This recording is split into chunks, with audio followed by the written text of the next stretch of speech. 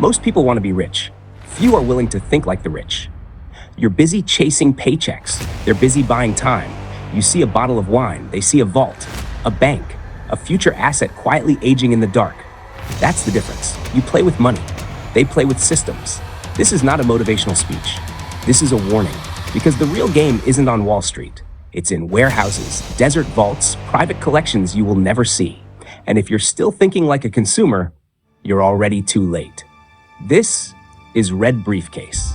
What you're about to hear, you won't feel it exists until you've seen it. The rich don't drink all their wine. They store it in vaults like cash. Most people think wine is something you pop open on weekends. But the wealthy? They treat it like a financial asset, not in a fridge, in temperature-controlled vaults next to gold, art, and vintage Rolexes. And here's the part that made me stop. If you invested $100,000 in fine wine in 2005, today you'd have around $580,000. Same money in the S&P 500? About $422,000. Wine beat Wall Street by doing nothing. No charts, no crypto panic, no dopamine, just silence and time. Why does this work? Because wine is one of the only assets on Earth where supply drops every year. People drink it, break bottles, spill it at weddings. Every time a cork opens, what's left becomes rarer. Scarcity goes up, price goes up.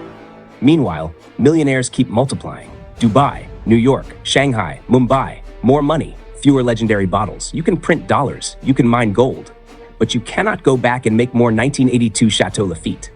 Once it's gone, it becomes myth. And myths are expensive. Imagine this. Your friends think you're holding a $200 bottle of wine, but in your head, you're thinking, this is my retirement plan. The numbers don't lie. Fine wine has averaged 10 to 15% returns every year for the last 15 years. Some bottles, insane. 19 Romanée-Conti, over 1,000% gain. 1982 Lafite Rothschild, bought at $300, now over $5,000. During the 2008 crash, when stocks were bleeding, rare wine barely moved. It just sat there, calm, like it knew the storm would pass. Then it got personal. A friend of mine, 24 years old, not rich, no finance degree, saved up $5,000, bought a case of Bordeaux, 2014 Lafite, stored in a vault in London. 7 years later, sold it for $14,800. After fees and storage, profit was $8,900. No screens, no stress, just patience.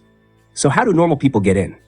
You don't need a castle or a family vineyard. Just two things: what to buy and where to store it. Step 1, blue chip wines, like Apple and Tesla in stocks. Wine has its giants: Bordeaux, Chateau Lafite Rothschild, Mouton Rothschild, Margaux, Burgundy, Romanée-Conti, Armand Rousseau, California, Screaming Eagle, Harlan Estate. These are not fancy names. These are financial instruments in glass. Step 2, you don't need millions. You've got two paths. Fractional wine investing. Start with $1,000. Platforms like Vinovest, Cult Wines, Livex. They buy, store, insure. You own a share or full ownership. Real bottles, real flex. Most collectors start with 10 to 20,000. You buy full cases, store them in bonded warehouses. London, Geneva, New York. What's a bonded warehouse? Think luxury prison for wine. Temperature, 55 Fahrenheit. Humidity, 60 to 70%. No sunlight, no vibration, no oxygen change. Your bottle lives a better life than most humans. Storage, $15 to $20 a year per case. Insurance, already included. Real math. You buy 12 bottles of 2015 Chateau Lafite for $7,000. Hold for 7 years. Price climbs to $12,500. Storage and insurance, $800. Profit, $4,700. That's about 8.5% a year, doing nothing.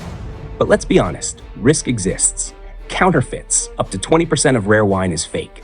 Storage failure, one power outage could kill $100,000. Wine isn't liquid. Selling takes time. Bad vintages, taxes. The rich avoid this by using verified platforms, insured storage, and patience. The quiet part no one talks about? Wine in bonded warehouses is usually tax-free until you sell. No import tax, no sales tax. Some families pass wine collections through generations. No stock certificates, no headlines, just silent wealth in glass. So why does this matter? Because if this is what the rich do with wine, imagine what they're doing with art, watches, farmland, vintage cars, private equity. This isn't about luxury. It's about understanding the systems the wealthy use outside the stock market. If this opens your eyes, even a little, you're already ahead. This is just the start. Keep listening, because next, we go deeper into the assets the world's richest collect while everyone else keeps scrolling. You just heard Red Briefcase. Most will scroll away. The few who return become different. If you're one of them, I'll be waiting with the next secret they're not supposed to hear. Let me know when you want the next one.